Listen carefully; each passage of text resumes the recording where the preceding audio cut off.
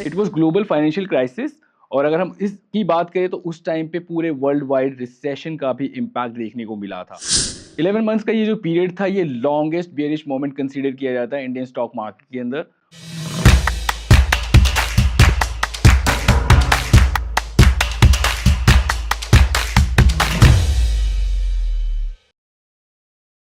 एक होता है बुल रन और एक होता है बेयरिश। तो बुल रन मोमेंट क्या होता है कि जब रीसेंट पीक पॉइंट जो मार्केट का होता है उससे अगर ऊपर most of the asset classes के प्राइस चले जाते हैं तो उसको बुल रन कंसीडर किया जाता है। और इसका ही ऑपोजिट बेयरिश होता है, जब रीसेंट पीक पॉइंट से most of the asset classes के प्राइस 20% डाउन चले जाते हैं, उसको बेयरिश कहते हैं। तो अभी बहुत सारी थ्योरी निकल के आ रही है कि क्या बेयरिश मोमेंट स्टार्ट हो चुका है, अगर ये स्टार्ट हो चुका है तो ये कब एंड होगा।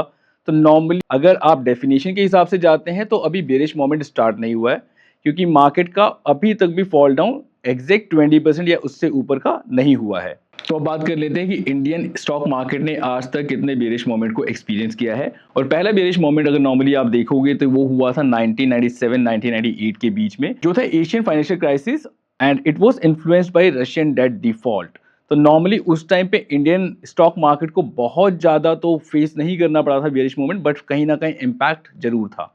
हिस्ट्री का जो दूसरा बेयरिश मोमेंट था वो हुआ था ईयर 2000 एंड 2001 के बीच में, जो कि नॉर्मली दो चीज़ों से इफेक्टेड था। द फर्स्ट, जो यूएस में टेक बबल था वो बस्ट हुआ था, and the second thing, US पे उस टाइम पे टेररिस्ट अटैक भी हुआ था। और थर्ड बेयरिश मोमेंट की हम बात करें तो 2008 और 2009 के बीच में इंडियन स्टॉक मार्केट ने एक्सपीरियंस किया था। नॉर्मली ये ग्लोबली एक्सपीरियंस किया गया था, it was global financial crisis.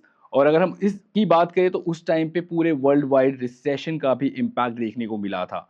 उस टाइम पे इस मोमेंट ने ओवरऑल ग्लोब को इफेक्ट किया था, लेकिन इंडिया फिर भी कहीं ना कहीं से लीस्ट इम्पैक्ट के साथ अपने आप को सस्टेन कर पाया था, क्योंकि बहुत सारे बैंक्स अनअफेक्टेड रहे थे इस क्राइसिस से। और अगर हम फोर्थ बेयरिश मोमेंट की बात करें तो नॉर्मली ये कोविड के टाइम पे पूरे वर्ल्ड ने एक्सपीरियंस किया। इंडियन स्टॉक मार्केट बहुत ज़्यादा अफेक्ट हुई थी इस टाइम पे, और ये स्टार्ट हुआ था 2020 में जनवरी मंथ में, और एंड हुआ था नवंबर 2020 में।